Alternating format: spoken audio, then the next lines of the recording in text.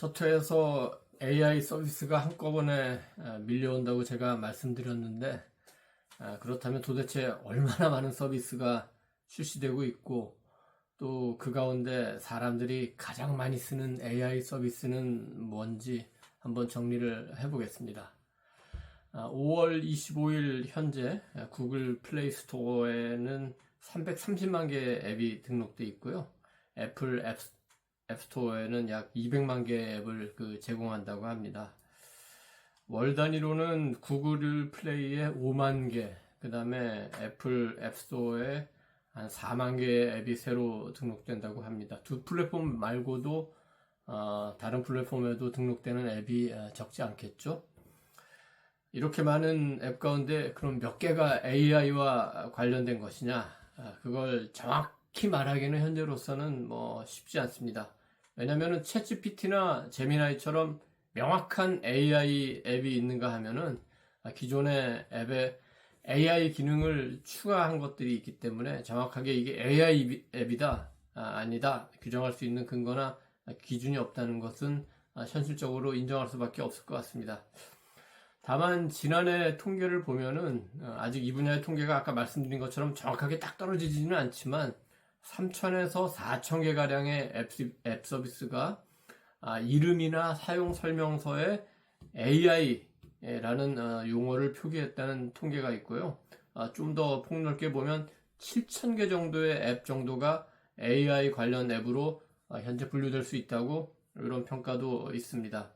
특히 올해 들어서 그 숫자가 비약적으로 늘어나고 있는데 이제는 거의 모든 앱에 AI 기능이 가미되어 나올 가능성도 높다고 전문가들은 전망하고 있습니다. 왜냐하면 지금 현재도 텍스트, 음악, 이미지, 영상, 동영상, 번역, 게임, 더 나아가서 의료나 국방까지 일일이 헤아릴 수 없을 정도로 많은 분야에서 AI 기술이 적용되지 않습니까?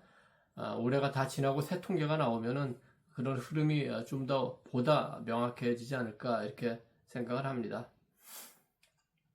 그럼 이렇게 많은 AI 앱 가운데 가장 많이 쓰이는 서비스는 뭐냐?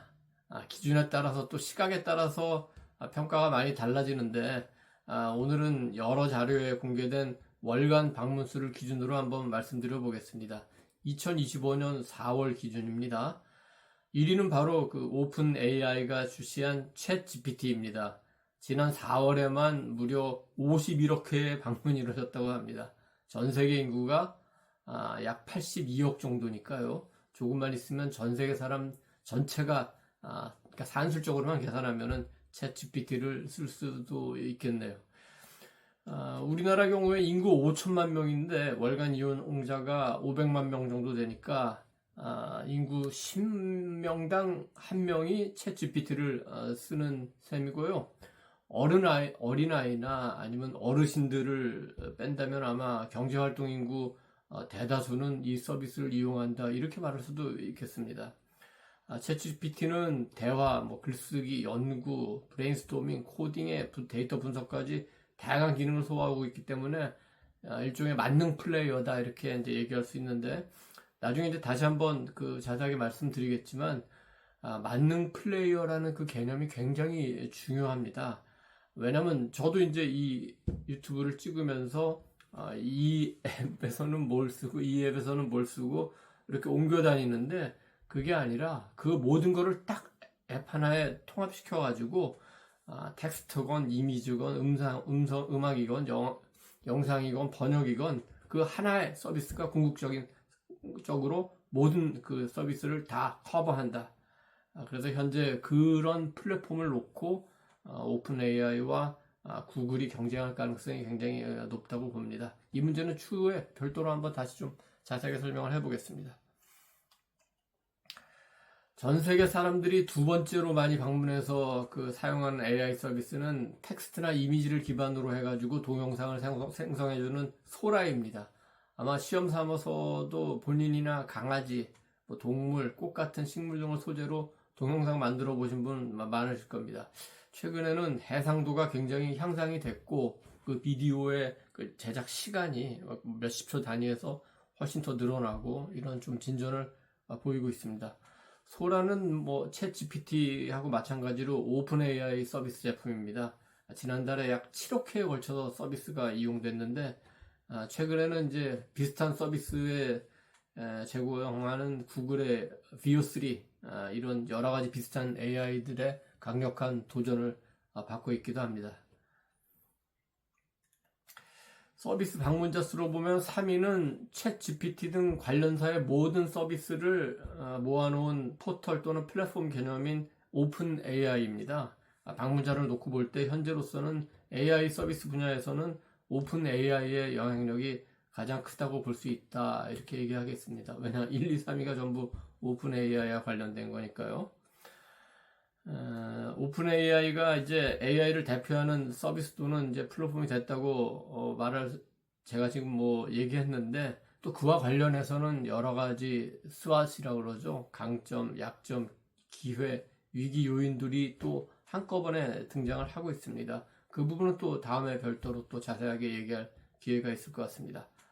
4위는 구글의 챗 GPT 라이벌인 제미나이, 그 다음에 5위는 번역 서비스 딥L, 6위는 캐릭터 AI, 7위는 샵 AI 어시스트, 8위는 클로드, 9위는 미드저니, 10위는 좋아하시는 분 많죠? 퍼플렉시티입니다. 4위 제미나이는 지난달에 약 4억 회가 이용됐는데 최근에 구글에서 업그레이드 모델이 나오고 구글이 갖고 있는 여러 가지 그 다양한 컨텐츠, 유튜브, 인스타그램, 지메일, 구글 드라이브 등 막강한 데이터를 기반으로 AI를 통합적으로 서비스하기 시작하면서 이용률이 굉장히 그 증가를 하고 있습니다. 그리고 또 블라인드 성능 테스트를 해보면은 제미나이가 굉장히 그 기능이 좋다는 평가를 지금 많이 받고 있습니다. 구글은 제가 2001년에서 2002년 미국에서 대학원 다닐 때 그 클래스메이트들이 저보러 너 아직 야후 쓰냐? 하면서 이제 알려준 게 구글이에요. 검색을 해보니까 굉장히 그때 공부하는데 도움되는 자료들을 쉽게 찾을 수 있어서 그 이후로 저도 이제 구글을 쓰기 시작했는데 제가 다시 2004년에서 2008년까지 워싱턴 특파원으로 미국에 갔습니다만 그때는 이미 이제 구글이 서치 엔진 시장은 전 세계를 다 장악을 했고 또 그 당시에 뭘 하고 있었냐면은 미국 전역의 도서관 그리고 전 세계의 유명 도서관에 있는 모든 그 서적과 자료들을 디지털화하는 그 작업을 하고 있었습니다. 그래서 당시에 제가 구글이 뭘 저렇게까지 하나 그런 생각을 했는데 이제 와서 보니까 막강한 데이터, 막대한 지식을 그때부터 축적하고 있었고 그것이 지금 AI 서비스를 확장하는데 결정적인 역할을 하는 거 아닌가 이런 생각을 하기도 합니다. 5위는 이제 번역 서비스를 하는 독일 기업 딥엘이 차지했는데 번역 서비스를 제공하는 AI는 많지만 그 중에서도 딥엘은 정확도가 굉장히 높다 이런 평가를 받고 있습니다. 앱에 들어가면 맨 처음에 깊은 번역, 명확한 연결이라는 구호가 나옵니다.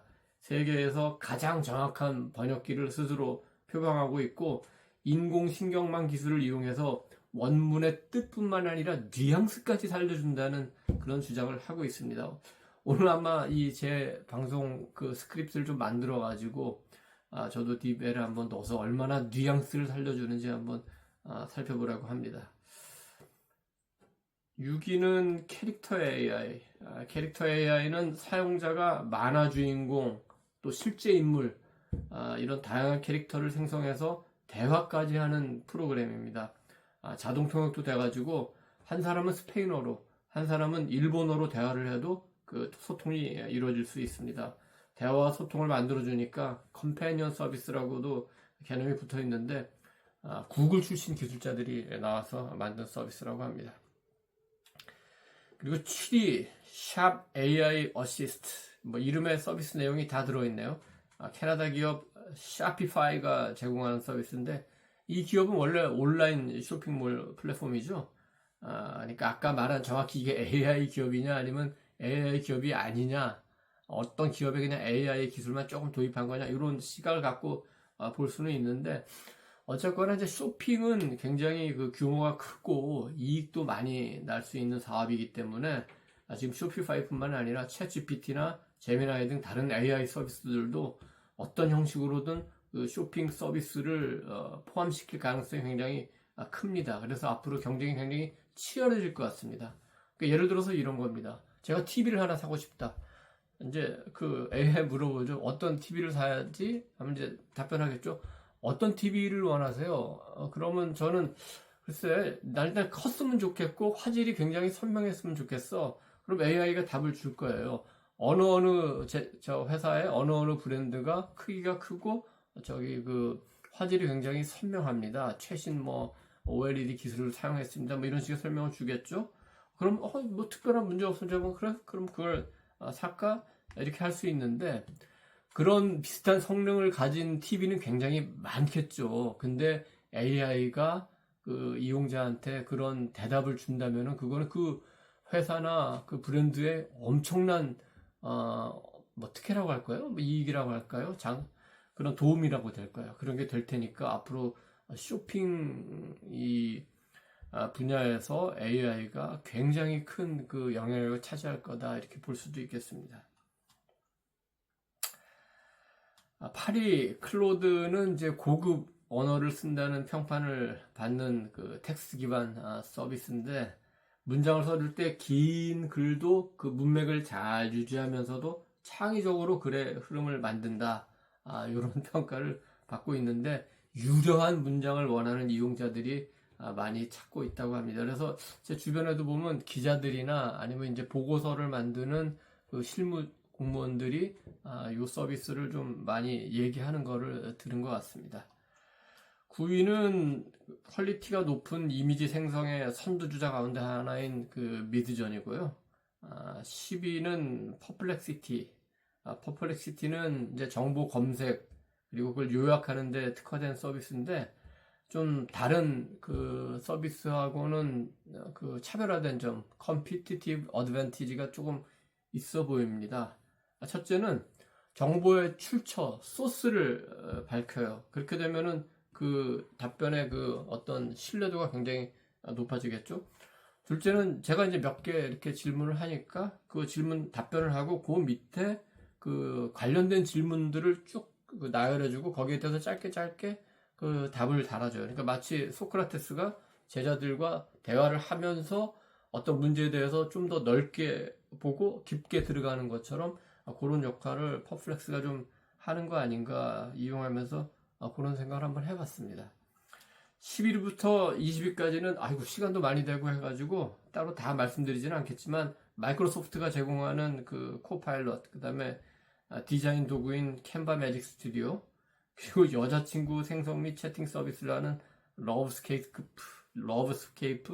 여기 이런 것도 포함되어 있고요. 한때 세계를 놀라게 했던 중국의 딥시크 AI는 그 방문자 수위에서는 800만 회로 22회 턱걸이를 했네요. 시간이 벌써 많이 됐는데 제가 사용순위 10이나 20이 뭐 AI 서비스를 표로 만들어서 여기 뭐 댓글이나 붙이거나 아니면 다른 웹사이트에 올릴 수는 있겠지만 처음에도 말씀드렸지만 이 분야가 새롭게 떠오르고 있기 때문에 평가나 통계의 기준이 굉장히 모호한 경우가 많고 또 변화도 굉장히 심합니다. 그래서 오늘 제가 말씀드린 순위는 오늘의 그냥 스냅샷 정도로 생각하시는 게 좋을 것 같고요. 이게 길면은 다음 주 또 짧으면 오늘 안에도 순위는 또 바뀔 수가 있겠죠.